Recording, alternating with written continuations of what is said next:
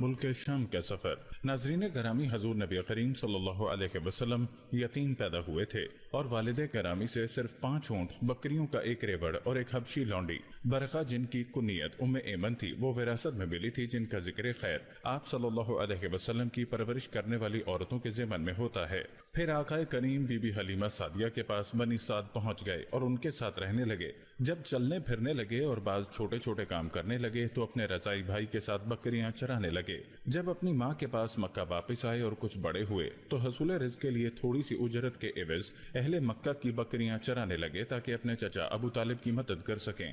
بخاری و مسلم نے سیدنا ابو ہریرہ رضی اللہ تعالیٰ عنہ سے روایت کی ہے کہ حضور نبی کریم صلی اللہ علیہ وسلم نے فرمایا، اللہ تعالیٰ نے جب بھی کوئی نبی مبعوث کیا تو اس نے بکریاں چرائیں۔ صحابہ کرام نے پوچھا، اور آپ صلی اللہ علیہ وسلم نے؟ تو فرمایا، ہاں، میں بھی چند سکوں کے عوض اہل مکہ کی بکریاں چرایا کرتا تھا۔ امام حاکم نے حضرت علی رضی اللہ تعالیٰ عنہ سے ایک طویل حدیث روایت کی ہے جس میں آپ صلی اللہ علیہ وسلم نے فرمایا کہ اللہ تعالیٰ نے دور جاہلیت کے کاموں سے مجھے بچایا۔ ناظرین، اہل مکہ کی مالی قوت کا بنیادی سبب قبائل عرب، ملک شام، یمن، خیرہ، فارس، حبشہ اور دیگر علاقوں کے رہنے والوں کے ساتھ عہد قدیم سے تجارت کرنا تھا۔ اسی لیے آپ صلی اللہ علیہ وسلم نے بھی اس پیشے کو اختیار کیا۔ چنانچہ 12 سال کی عمر میں اپنے چچا حضرت ابو طالب کے ساتھ آپ صلی اللہ علیہ وسلم نے شام کا سفر کیا تاکہ تجارت کے اسرار و رموز کا علم حاصل کر سکیں، اور یہ بھی ثابت ہے کہ آپ صلی اللہ علیہ وسلم بڑے ہو کر تجارت کرتے تھے۔ آپ کے شریک عبداللہ بن صائب تھے۔ مجاہد نے روایت کی کہ مجھ سے میرے آقا عبداللہ بن صائب نے حدیث بیان کی کہ میں جاہلیت میں نبی کریم صلی اللہ علیہ وسلم کا شریک تھا، اور بعثت نبوی صلی اللہ علیہ وسلم کے بعد جب بھی مدینہ آیا تو میں نے آپ سے پوچھا، کیا آپ مجھے جانتے ہیں؟ آپ صلی اللہ علیہ وسلم نے فرمایا، ہاں، تم میرے شریک تجارت تھے اور بہت اچھے شریک تھے، کبھی جھگڑتے نہیں تھے اور صاف ستھرا معاملہ کرتے تھے۔ ناظرین، رسول اللہ صلی اللہ علیہ وسلم اپنے چچا حضرت ابو طالب کے پاس پلتے بڑھتے جوان ہو گئے اور اللہ تعالیٰ ان کی حفاظت فرماتا رہا۔ حضرت ابو طالب نے اپنے بھتیجے کا حق پورے طور پر ادا کیا۔ انہوں نے آپ کو اپنی اولاد کے ساتھ ملا لیا، بلکہ آپ صلی اللہ علیہ وسلم کو ان سب پر فوقیت دینے لگے۔ جب آپ صلی اللہ علیہ وسلم 8 سال کے ہوئے تو اس وقت سے نبوت کے 10ویں سال تک پورے 43 سال انہوں نے آپ صلی اللہ علیہ وسلم کا پورا خیال رکھا، آپ کا ہر موقع پر دفاع کیا، ہر طرح سے آپ کو راحت و آرام پہنچایا، اور آپ صلی اللہ علیہ وسلم کی مقام نبوت کے مطابق عزت و احترام کیا۔ اللہ تعالیٰ نے حضور نبی کریم صلی اللہ علیہ وسلم کی نبوت عطا ہونے کے پہلے ہی جاہلیت کی گندگیوں اور برے اخلاق سے حفاظت فرمائی جو شرفا کے شایان شان نہیں تھے۔ حضرت زین بن حارثہ رضی اللہ تعالیٰ عنہ سے روایت ہے کہ تانبے کا بنا ہوا ایک بت تھا جس کا نام اصاف انائلہ تھا۔ مشرکین حالت طواف میں اس پر ہاتھ پھیرتے۔ رسول اللہ صلی اللہ علیہ وسلم نے کعبے کا طواف کیا اور میں نے بھی ان کے ساتھ طواف کیا۔ جب میں اس بت کے پاس سے گزرا تو اس پر اپنا ہاتھ پھیرا۔ آپ نے فرمایا، اسے ہاتھ مت لگاؤ۔ زید رضی اللہ تعالیٰ عنہ کہتے ہیں، میں نے دل میں سوچا میں اسے ضرور ہاتھ لگاؤں گا تاکہ دیکھوں کہ کیا ہو رہا ہے۔ میں نے اسے دوبارہ ہاتھ لگایا تو آپ صلی اللہ علیہ وسلم نے فرمایا، کیا تمہیں روکا نہیں گیا تھا؟ ایک دوسری روایت میں ہے کہ زید نے کہا، اس اللہ کی قسم جس نے آپ کو عزت بخشی اور آپ پر کتاب نازل کی، آپ نے کبھی بھی کسی بت پر ہاتھ نہیں پھیرا، یہاں تک کہ اللہ تعالیٰ نے آپ کو نبوت سے سرفراز فرمایا اور اپنی کتاب نازل کی۔ ناظرین، حضور نبی کریم صلی اللہ علیہ وسلم حضرت ابو طالب کے گھر میں رہتے رہے اور عمر کے ساتھ آپ کی عقل و قوت، ادراک و احساس ترقی کرتی رہی۔ چچا کے ساتھ آپ صلی اللہ علیہ وسلم کی وفاداری کا تقاضا تھا کہ تلاش معاش سے متعلق ان کی تگ و دو میں شرکت کریں، اس لیے کہ ابو طالب قصیر العیال اور قلیل المال تھے۔ آپ صلی اللہ علیہ وسلم نے اس بات کو بھی شدت سے محسوس کیا کہ انہیں رزق حلال کی تلاش میں اپنے چچا کا ہاتھ بٹانا چاہیے۔ چنانچہ آپ صلی اللہ علیہ وسلم 12 سال کے ہوئے اور آپ کے چچا نے تجارت کے لیے ملک شام کا سفر کرنا چاہا تو آپ صلی اللہ علیہ وسلم نے ان سے کہا کہ میں بھی آپ کے ساتھ چلوں گا تاکہ سفر کی ضروریات اور کاروباری امور میں مدد کر سکوں۔ حضور اس پر بضد رہے یہاں تک کہ چچا نے آپ صلی اللہ علیہ وسلم کی بات مان لی اور دونوں ایک ساتھ سفر پر روانہ ہوئے۔ ناظرین، جب یہ تجارتی قافلہ حدود شام پر موجود شہر بصرہ پہنچا تو راستے کی تھکاوٹ دور کرنے کے لیے ایک جگہ پر پڑاؤ ڈالا جس کے قریب بحیرہ نامی راہب کا عبادت خانہ تھا۔ یہ راہب انجیل کا علم رکھتا تھا۔ ناظرین، راوی حدیث حضرت ابو موسیٰ اشعری کہتے ہیں کہ راہب اپنی عبادت گاہ سے نکل کر ان کے پاس آیا۔ اس سے پہلے جب یہ لوگ وہاں پڑاؤ ڈالتے تو وہ نکل کر ان کے پاس نہ آتا اور نہ ان کی طرف متوجہ ہوتا۔ قافلے والے جب اپنا سفر کا سامان کھول رہے تھے تو راہب لوگوں کے درمیان سے چلتا ہوا رسول اللہ صلی اللہ علیہ وسلم کے پاس آ گیا اور آپ کا ہاتھ پکڑ کر کہنے لگا، یہ تو سارے عالم کے سردار ہیں، یہ تو رب العالمین کے رسول ہیں، اللہ نے انہیں رحمت للعالمین بنا کر بھیجا ہے۔ یہ سن کر کچھ عمر رسیدہ قریشیوں نے کہا، تمہیں اس بات کا کیسے علم؟ اس نے کہا، تم لوگ جب گھاٹی کے قریب پہنچے تو ہر شجر و حجر سجدے میں گر گیا تھا، اور یہ دونوں صرف کسی نبی کو ہی سجدہ کرتے ہیں، اور میں ان کو اس ختم نبوت کے ذریعے پہچانتا ہوں جو سیب کی مانند آپ کے کندھے کے نیچے پایا جاتا ہے۔ ناظرین، پھر یہ راہب فوراً اپنی عبادت گاہ میں لوٹ گیا اور ان سب کے لیے کھانا بنا کر لے آیا۔ اس وقت آپ صلی اللہ علیہ وسلم اونٹوں کی دیکھ بھال میں لگے ہوئے تھے۔ ناظرین، اس قصے کی ایک روایت میں آیا ہے کہ بحیرہ راہب آپ صلی اللہ علیہ وسلم کے مونڈھے پر کسی چیز کو تلاش کرنے لگا۔ وہاں اس نے مہر نبوت کو دیکھا تو حضرت ابو طالب سے خیر خواہی کرتے ہوئے کہنے لگا کہ وہ آپ صلی اللہ علیہ وسلم کو لے کر مکہ واپس لوٹ جائیں، اس لیے کہ آپ صلی اللہ علیہ وسلم کو یہود سے خطرہ ہے جو آپ کے خلاف اپنے دل میں برائی چھپائے ہوئے ہیں۔ اس نے یہ بھی کہا کہ آپ کے بھتیجے بڑی شان والے ہوں گے۔ چنانچہ حضرت ابو طالب نے آپ صلی اللہ علیہ وسلم کو ایک آدمی کے ساتھ مکہ واپس بھیج دیا۔ ایک دوسری روایت کے مطابق ابن اسحاق کہتے ہیں کہ حضرت ابو طالب ملک شام میں اپنی تجارت سے جلد از جلد فارغ ہو کر آپ صلی اللہ علیہ وسلم کو خود مکہ واپس لائے تھے۔ ناظرین گرامی، کتب انبیاء میں نبی کریم صلی اللہ علیہ وسلم کی نبوت کی بشارت کا وجود ایک ایسی اہم چیز ہے جسے قرآن اور احادیث نے وضاحت سے ذکر کیا ہے۔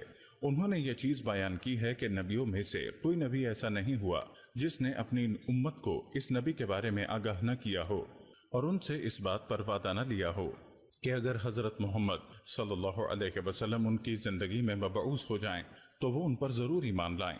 قرآن کریم کی سورہ آل عمران میں ارشاد ربانی ہے، اور جب اللہ نے نبیوں سے پختہ وعدہ لیا کہ جب میں تمہیں کتاب و حکمت عطا کر دوں پھر تمہارے پاس ایک رسول آئے جو اس چیز کی تصدیق کرے جو تمہارے ساتھ ہے تو تم اس پر ضرور ایمان لانا اور اس کی ضرور نصرت کرنا۔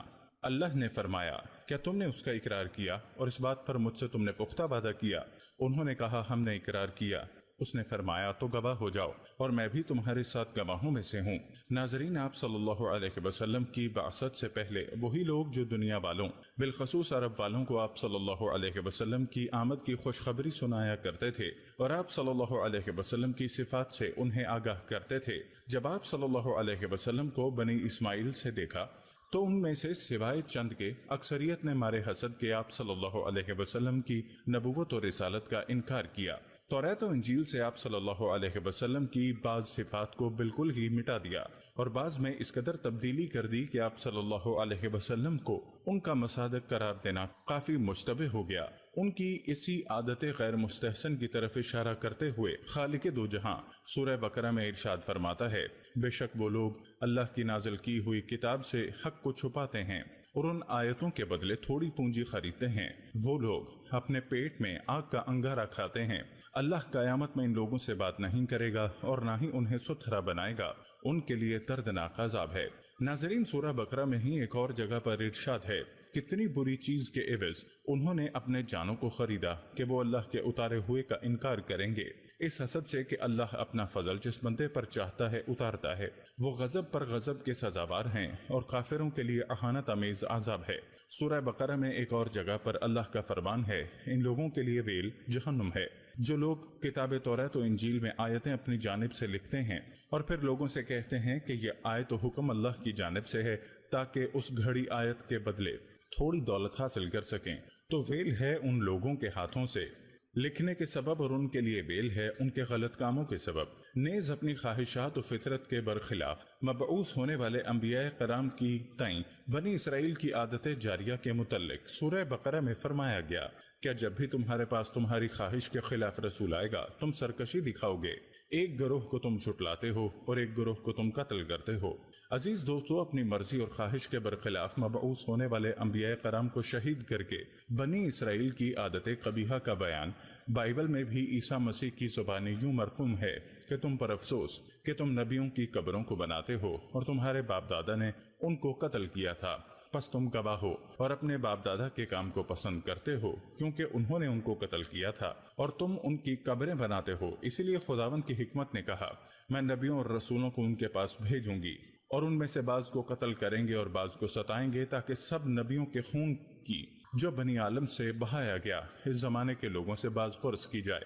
پیغمبر اسلام صلی اللہ علیہ وسلم کے ظہور اور اعلان نبوت کے بعد یہود و نصارہ نے اپنے خطابوں میں تحریف شروع کر دی، جن مقامات پر صفات محمدی صلی اللہ علیہ وسلم درج تھیں انہیں بدل دیا، حذف و اضافہ اور ترمیم و تبدیل سے کام لیا۔ جہاں یہ لکھا تھا کہ آنے والے نبی صلی اللہ علیہ وسلم مایانہ قد ہوں گے، وہاں لمبا لکھ دیا۔ یہ سب کچھ صرف اس لیے کیا گیا کہ جس رسول کی آمد کا انتظار تھا وہ بنی اسرائیل سے نہ ہو کر آل اسماعیل سے تھے۔ اب نبوت بنی اسرائیل سے رخصت ہو کر بنی اسماعیل میں جا چکی تھی۔ دنیا کے سب سے افضل ترین انسان محمد عربی صلی اللہ علیہ وسلم آل اسماعیل اور قریش سے نسبی تعلق رکھتے تھے۔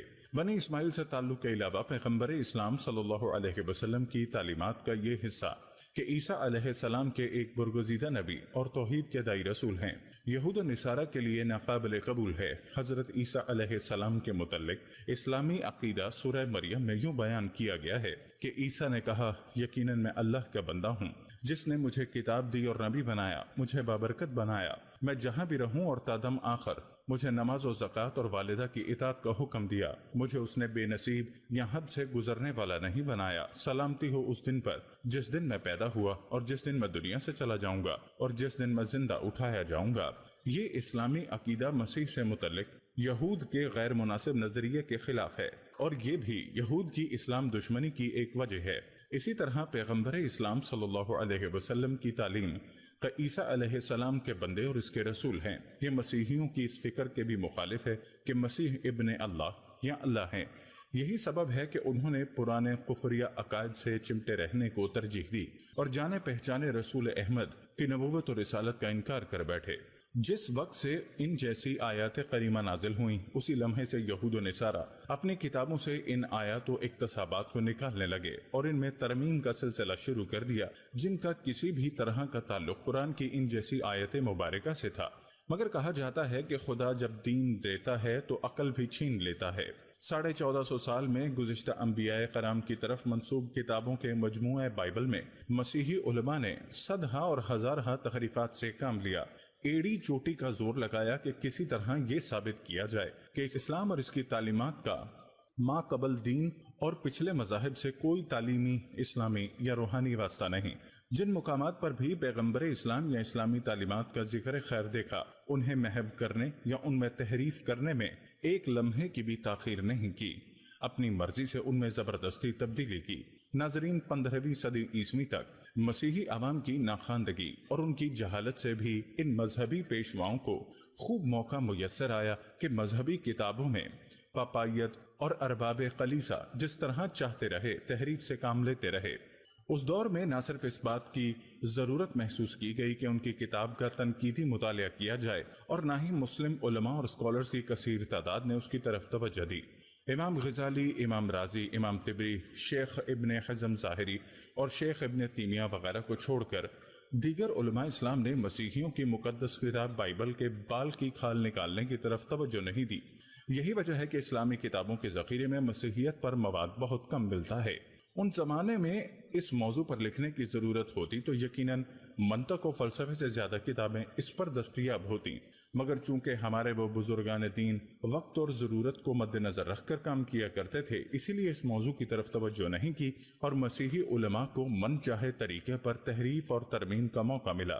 مگر ہزارہا تحریفات اور لاکھ جتن کرنے کے بعد آج بھی بائبل میں اسلامی تعلیمات اور پیغمبر اسلام صلی اللہ علیہ وسلم کی تصدیقات متعدد مقامات پر باقی اور موجود ہیں۔